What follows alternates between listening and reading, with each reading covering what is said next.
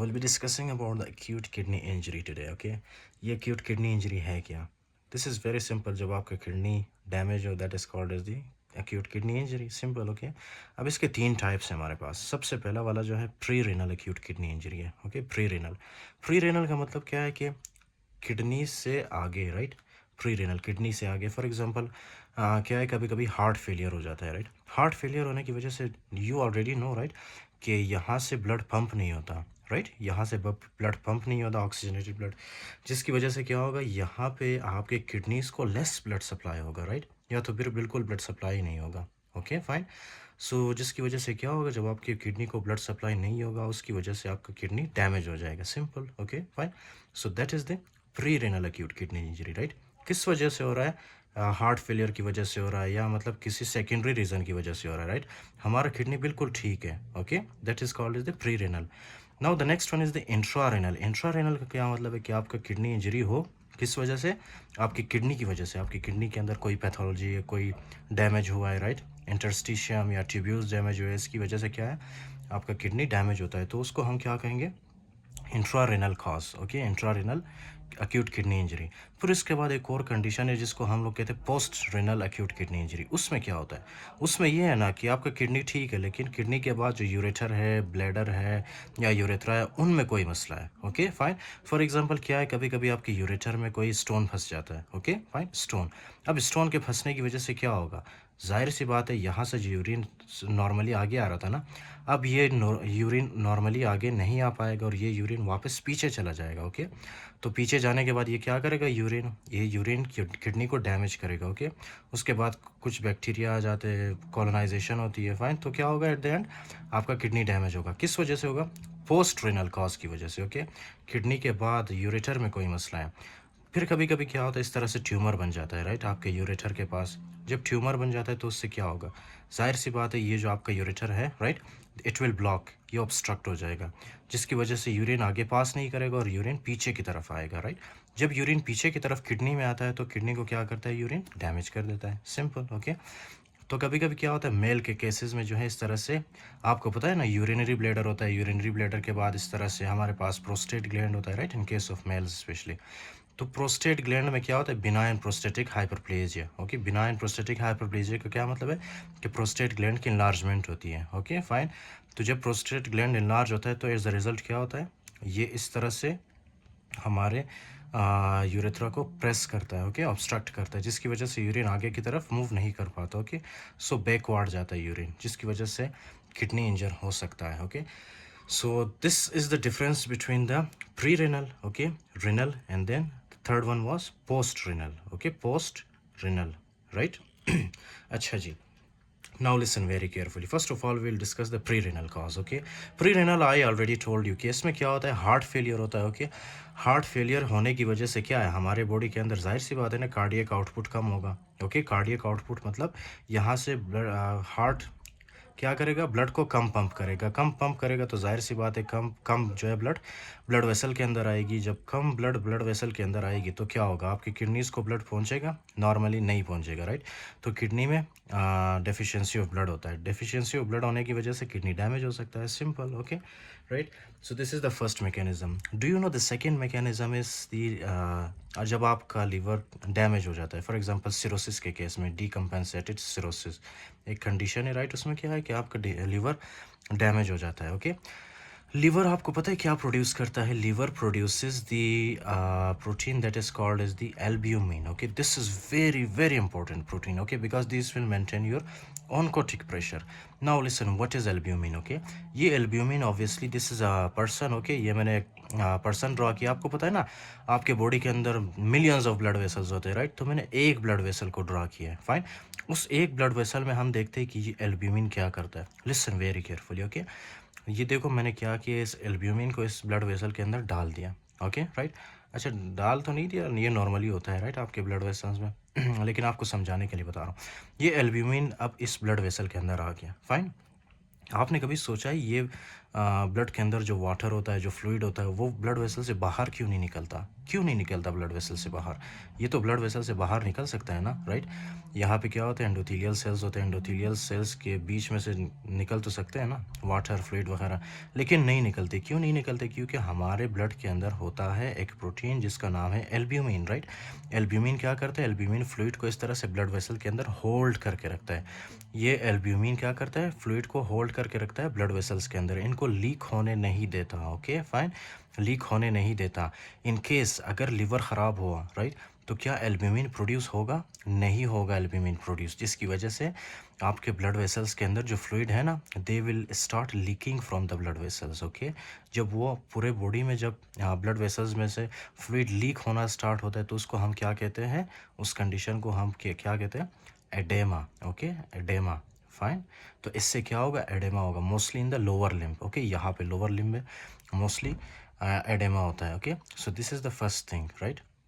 अब जब एडेमा होगा तो एज अ रिज़ल्ट क्या होगा कि जितना भी फ्लूइड है ना ब्लड वेसल्स के अंदर, वो फ्लूइड लॉस होंगे, राइट?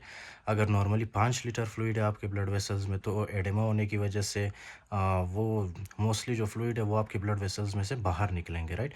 तो हो सकता है आफ्टर द एडेमा आपके ब्लड वेसल्स के अंदर 3 लीटर सिर्फ ब्लड पड़ा हो, राइट? 3 लीटर ब्लड है, तो अब ये 3 लीटर जो ब्लड है ना, ये हमारे किडनीज़ को इससे ज़्यादा ब्लड चाहिए होता है, 5 लीटर ब्लड चाहिए होता है कि नॉर्मली, लेकिन जब 3 लीटर ब्लड होता है ना हमारे बॉडी के अंदर, तो हमारे किडनीज़ को नॉर्मल ब्लड सप्लाई नहीं होती। ओके, जब किडनीज़ को नॉर्मल ब्लड सप्लाई नहीं होगी तो उस किडनीज़ में क्या होगी? एक्यूट किडनी इंजरी, हमारा किडनी डैमेज हो सकता है इससे। Okay, what is the cause of that? Albumin protein. Okay, albumin protein की वजह से क्या हुआ? एल्ब्यूमिन की डेफिशिएंसी की वजह से फ्लूइड ब्लड वेसल्स के बाहर लीक होना स्टार्ट हुआ है। ओके, जिसकी वजह से ब्लड वॉल्यूम कम हुआ है, तो ब्लड वॉल्यूम जब कम होता है तो आपकी किडनीज को कम ब्लड पहुंचता है, जिसकी वजह से एक्यूट किडनी इंजरी होता है। सिंपल। ओके अच्छा, सिरोसिस एक ऐसा कंडीशन है, राइट? ये इस पे मैंने बहुत ही लेंथी वीडियो अपलोड किया है। Okay, 3-4 lecture. इसमें क्या होता है, एक सिरोसिस के कंडीशन में इस तरह से एक आर्टरी आती है। ओके, वैन, सॉरी, जिसको कहते हैं portal vein. Okay, portal vein. तो ये है हमारे पास फॉर एग्जांपल पोर्टल वेन। ये इस तरह नहीं है, लेकिन आपको समझाने के लिए बता रहा हूँ। ओके, ये बिल्कुल रॉन्ग डायग्राम है, गलत डायग्राम है। ओके, आपको समझाने के लिए बता रहा हूँ। क्या है कि यहाँ पे जो है पोर्टल वेन होता है, फाइन। सिरोसिस के कंडीशन में ये जो लीवर है ना आपका, लीवर डैमेज हो चुका होता है, राइट? और लीवर जो है, लीवर के अंदर जो सेल्स होते हैं इस तरह से, फाइन, इस तरह से लीवर के अंदर क्या होता है? सेल्स होते हैं, राइट? तो सेल्स को जाहिर सी बात है कि प्रॉपर ब्लड सप्लाई नहीं होगी, फाइन। क्यों? क्योंकि लीवर डैमेज हो चुका है आपका, राइट? और कुछ अगर लीवर आपका प्रिजर्व है तो उनको प्रॉपर ब्लड सप्लाई नहीं होती। अब जब प्रॉपर ब्लड सप्लाई नहीं होगी तो लीवर क्या रिलीज़ करेगा? ऑब्वियसली नाइट्रिक ऑक्साइड रिलीज़ करेगा, राइट? और कुछ प्रोस्टाग्लैंडिन्स वगैरह। ये नाइट्रिक ऑक्साइड, प्रोस्टाग्लैंडिन्स क्या करते हैं? यहाँ पे ये जो ब्लड वेसल आ रही है ना, इसको क्या करता है? इस तरह से डायलेट करता है, फाइन, डायलेट। क्यों डायलेट करता है? ताकि आपके लीवर को, आपके सेल्स को सही ब्लड सप्लाई हो, राइट? नॉर्मल ब्लड सप्लाई हो। लेकिन सिरोसिस में फिर भी नॉर्मल ब्लड सप्लाई नहीं होता, राइट? सिर्फ यहाँ पे क्या है कि यहाँ पे ब्लड का वॉल्यूम बढ़ जाता है। ओके, पोर्टल वेन में ब्लड ज़्यादा हो जाती है। किस वजह से ज़्यादा होती है? नाइट्रिक ऑक्साइड और प्रोस्टाग्लैंडिन की वजह से। Okay fine. और आपके जो बाकी जो ऑर्गन्स हैं, आपका किडनी, हार्ट, जीआईटी वगैरह, अच्छा जीआईटी नहीं, आपकी किडनी में क्या है? आपकी किडनी को लेस ब्लड सप्लाई होगी। ओके फाइन, लेकिन आपके लीवर को ज़्यादा ब्लड सप्लाई होगी। क्यों ज़्यादा ब्लड सप्लाई होगी? क्योंकि लीवर में जो वेंस या आर्टरीज आ रही है ना, उनकी क्या होती है? वेजोडाइलेशन। एज अ रिज़ल्ट आपके बॉडी के अंदर मोस्टली जो ब्लड है वो कहाँ पे पुल होगा? वो आपके लीवर की तरफ आएगा, राइट? जब आपके लीवर की तरफ ज़्यादातर ब्लड आएगा तो आपके किडनीज़ को कम ब्लड पहुँचेगी। जब किडनीज़ को कम ब्लड पहुँचती है तो किडनीज़ में क्या होता है? Acute kidney injury. Okay fine. एक तो ये कंडीशन है। दूसरा, आपको पता है कभी कभी क्या होता है कि हाइपोवोलीमिया वाला कंडीशन आ जाता है। हाइपोवोलीमिया का मतलब पता है आपको? हाइपोवोलीमिया किस वजह से होता है? कभी कभी आप जो है बहुत ही कम पानी पीते हैं, डिहाइड्रेशन वाले केस में। ओके, या तो फिर क्या होता है, कभी कभी आपको डायरिया हो जाता है, राइट? डायरिया, डायरिया में पता है ना आपको कितना ज़्यादा फ्लूइड लॉस होता है बॉडी से, फाइन। डिहाइड्रेशन है, डायरिया है। कभी कभी कुछ लोग जो है ज़्यादा यूरिन पास करते हैं, या फॉर एग्जांपल डायूरेटिक्स यूज़ करते हैं, फाइन। तो इन कंडीशंस में भी हाइपोवोलीमिया होता है। हाइपोवोलीमिया का क्या मतलब है? फॉर एग्जांपल आपके नॉर्मल बॉडी के अंदर है 5 लीटर ब्लड, राइट? अगर ये 5 लीटर ब्लड जो है 3 लीटर हमारे बॉडी के अंदर बच जाए या 2 लीटर, राइट? तो उस कंडीशन को हम क्या कहेंगे? हाइपोवोलीमिया। और ये 5 लीटर से 3 लीटर क्यों हो रहा है? क्योंकि डायरिया हुआ है फॉर एग्जांपल, या तो फिर डिहाइड्रेशन, पेशेंट ने पानी कम पिया, या तो फिर डायूरेसिस बहुत ज़्यादा हुआ है। डायूरेसिस मतलब जब आप फॉर एग्जांपल यूरिन ज़्यादा पास करते हैं, that is called as the diuresis, okay, due to different conditions. अच्छा जी, तो आई होप कि ये आपको समझ आ गया होगा। There is one more reason, okay, listen very careful this one.